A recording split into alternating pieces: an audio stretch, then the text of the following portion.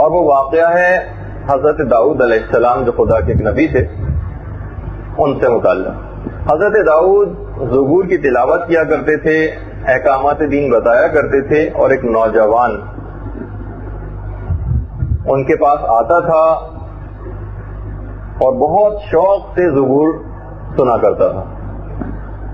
اچھا، حضرت داؤد علیہ السلام کے پاس ملک الموت بھی آیا کرتا تھا. ایک دن ملک الموت آیا اور اس نوجوان کو بہت غور غور سے دیکھنے لگا. درود بھیج دیجیے محمد.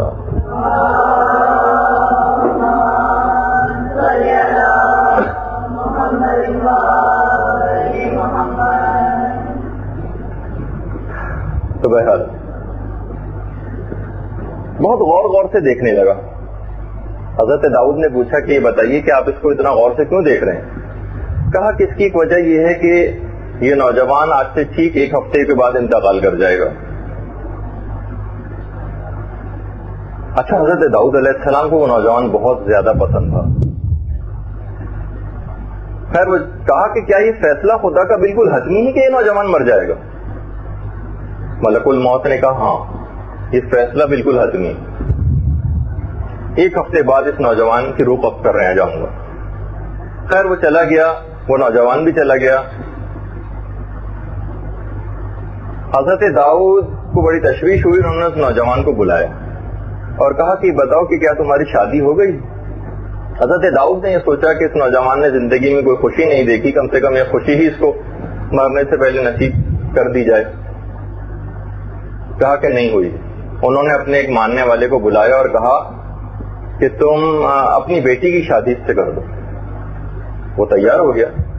بہرحال بیٹی کی شادی ہو گئی اس نوجوان سے اور وہ دونوں چلے گئے. ٹھیک 1 ہفتے بعد حضرت داؤد اس کے جنازے میں تجہیز و تکفین کے سلسلے میں پہنچے. وہاں جا کے دیکھا تو وہ نوجوان ویسے ہی زندہ ہے، ہنسی خوشی زندگی گزار رہا ہے. حضرت داؤد بہت زیادہ حیران ہوئے کیونکہ فیصلہ بالکل حتمی. ملک الموت اگلی ملاقات میں جب حضرت داؤد کے پاس آیا تو حضرت داؤد نے پوچھا کہ آپ نے تو یہ بات بیان کی تھی کہ فیصلہ بالکل حتمی ہے موت کا، پھر یہ نوجوان زندہ کیسے رہا؟ کہا کہ اس نوجوان اور اس کی زوجہ کی آپس میں جو محبت تھی اور آپ کا اس سلسلے میں تشویش کا اظہار کرنا اور آپ کے ماننے والے کی یہ محبت جو اس نوجوان سے متعلق تھی اور ان کے جو شوہر و بیوی کی آپس میں محبت تھی، اس کو دیکھ کر رحمت خدا جوش میں آ گئی. اور خدا کو اپنی رحمت سے یہ بات بہت بعید لگی کہ آپ لوگ تو اس نوجوان کے اوپر اتنا زیادہ مہربان ہو، تو خدا آپ سب سے زیادہ اس نوجوان پہ مہربان، تو اس کی زندگی کے اندر اضافہ کر دیا گیا. تو اسی اعتبار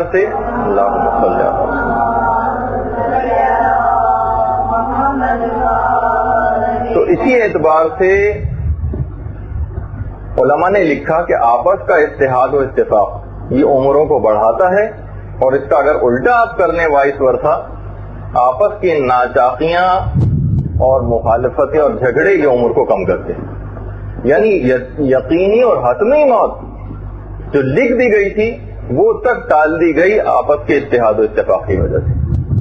تو بہرحال اگر کسی کو زیادہ ڈر لگے اور اپنی زندگی بڑھانا چاہے تو وہ اس فارمولے کے اوپر عمل کرے، آپس کے اختلافات و جھگڑے کو انسان ختم کرے، پھر دیکھے کہ وہ اپنی عمر کو بڑھائے گا اور اس کے اندر اس کو توفیق پروردگار نصیب ہوگی کہ جس میں وہ اطاعت الہی کو انجام دے گا.